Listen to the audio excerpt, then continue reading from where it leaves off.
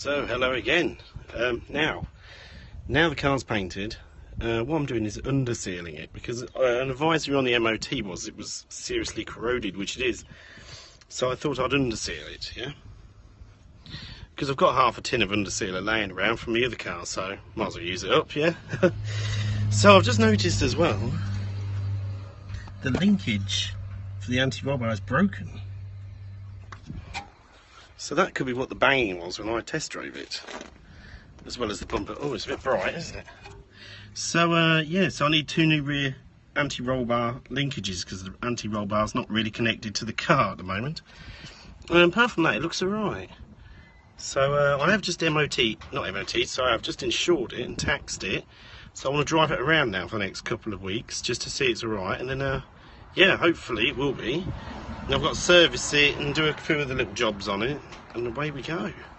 Yeah, so I'll bring you a video when I've bought the anti-roll bar linkage things. So there we go, there's the two new ones. It was cheaper to buy two than buy one on its own, work that out. So I might as well replace them both. So yeah, it's snapped. So the other one's actually good, but we'll replace it anyway because I've got this one. Right, let's do it. Well, that was definitely knackered. Yeah, no wonder it used to bang. Rubbish. There we go, much better. Look at that. Now just either side to do. There we go, there's the other one. Good. So we're about to go on a test drive now. This is the first time on the road. It's taxed, insured and MOT'd. So let's see if we get anywhere, yeah? Let's see what it goes like. So I've done about 8 miles. It seems to be going alright. The only thing I've got issue-wise, let me just show you, is the anti-lock lights. Now everything else looked good, but I'm wondering, at the minute when I'm pressing the brakes, it feels a bit juddery. So I don't know if the caliper's seized on or something. I don't know if that's anti-lock, I don't know. But I'll have to have a look at it. But generally it seems alright. Looks quite cool out the bonnet. Look at that, the duck. So it's about another 5 miles back home, so I'll give it a ride now, yeah? I did ask my dad if he had a tow rope just in case, yeah? Right, see you in a minute.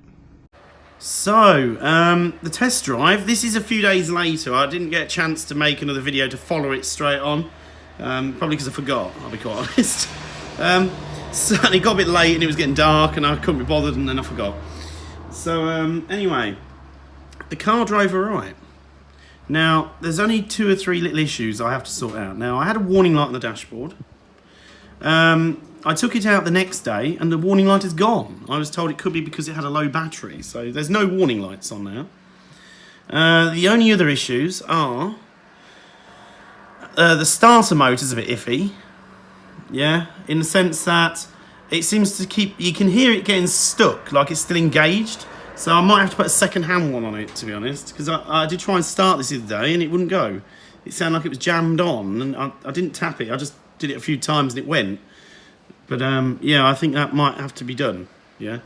The other one is when you press on the brake in this car, it judders really bad. I mean, like nearly throws you off the road juddering. So it don't pull to one side or anything, so I think my discs are incredibly warped. So I might have to put new brake discs on it, yeah, on the front. But they're not that expensive. They're like £30 for 2 because at the minute you press on the brake, it's not very safe. I'll be honest with you. But I think if I put new brake discs on the front and I sort the starter motor, I don't think there's a lot wrong with actual driving. It's generally. There is a bush gone on the front though. I think it might be the anti-roll bar bushes on the front. I'm not sure yet, but they're not that bad. It's just got like if you hit a bit of a pothole, you do get a little bit of a bump noise, but I might chance that on the MOT, to be honest. But yeah, generally it went alright for 350 quid, you know. It's you look, it's got wheels on really for that, haven't you? So yeah, brake discs aren't too bad. I think they were like, say, 30 quid. Second-hand starter motor is about 25. It's just like I say, it keeps getting stuck. Not very happy with that, to be honest, considering it is only October right now. and we're not going till June next year. So there's a good, and I want to use it on time for work and that. Just make sure it runs all right, you know, keep it going and all right and that. And plus, it's got to go for MOT. And yeah, a starter motors. Yeah, we really need to do that for £25. Let's do it. Yeah. But no, I don't think it's generally too bad, to be honest. Considering, I think it looks quite cool, doesn't it?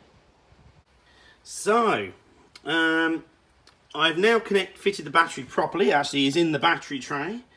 There's a lot of wires around here. I'll explain that in a minute. I've put a new negative, negative cable on. I've got this was too short. Yeah, it's slowly getting shorter. And somebody, instead of buying a new one, they just moved the battery further on, and the battery was just balancing. The other thing with this is there should be a nut in here that tightens up. It's missing, including the bracket, so I've put a Jubilee clip round to pull it tight, because somebody used a cable tie and it wasn't really tight enough. Now this black wire here is for a maintenance charger I'm going to fit on this over winter. Because I will use this car an odd time, but generally it is going to sit near most of it. So I've got myself, like I say, the maintenance charger. This is, I bought this about 6-7 years ago for my, I had an X300 the same as this, but a good one. It was like £2,000, not quite like this 300 quid one. And what happened was 1 year randomly, for no reason at all, my insurance went up like £1,000, and so did a lot of my friends who had sort of bigger motors. So we didn't use it for a year. I put it in my grandmother's garage, and yeah, I had this on it, and it worked really well. So it wasn't expensive, I don't think, at the time, but we're going to use it on this one, basically the same car, so it should work.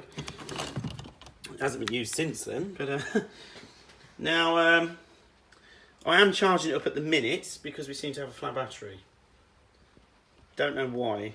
I don't know if the alternator's not putting a full output or something. I don't know. But it seems to be. But I'm not sure if it's just because it's sitting here in the garage. So generally, we're doing quite well. Yeah, we've got the motor. We've paid for the trip. All that's left to do now is a few mechanical jobs on the Jag, and we need to buy some stuff for the trip. Like, for instance, I need a tent. I haven't actually got one. No idea what sort of tent to buy. I don't really want one of those really tiny ones, but then I don't really want one that takes 5 hours to put up either. Now, I haven't tented since I was 11. I'm now 30, so that was a pretty long while ago. It was only one night, yeah. And the tent I used, I hated it. Right, so I want a decent tent. I don't mind tenting as long as it's mine. I don't have to share it or anything like that. And what else?